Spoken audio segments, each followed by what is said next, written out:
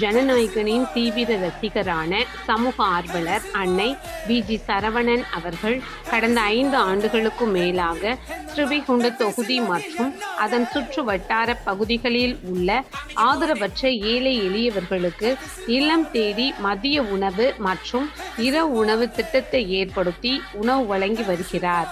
இந்நிலையில் தமிழக வெற்றி கழகத்தின் ஐம்பெரும் கொள்கை தலைவர்களுள் ஒருவரான சமூக ஆர்வலர் அஞ்சலையம்மாளை கொள்கை தலைவராக அறிவித்ததன் ஏற்பால் தமிழக வெற்றி கழகத்துடன் இணைந்து தமிழக வெற்றி கழக தலைவர் தளபதி திரு விஜய் அவர்களின் ஆசியுடன் கழக பொதுச் செயலாளர் அண்ணன் புசி என் ஆனந்த் அவர்களின் வழிகாட்டுதலின்படியும் 31/1/2026 அன்று 1327வது நாளாக ஏரல், உண்டியலூர், ஸ்ரீவைகுண்டம், கோட்டைக்காடு, திருத்தொண்டநல்லூர் மற்றும் கீழமங்கலக்குறிச்சி அதன் சுற்று வட்டார பகுதிகளில் உள்ள 163 ஆதரவற்ற ஏழை எளியவர்களுக்கு தமிழக வெற்றி கழகம் தூத்துக்குடி மேற்கு மாவட்டம் ஜனநாயகனின் தீவிர ரசிகரான சமூக ஆர்வலர் அன்னை வி.ஜி. சரவணன் அவர்களின் சார்பில் மதிய உணவாக முட்டையுடன் கூடிய முட்டை குழம்பு சாப்பாடு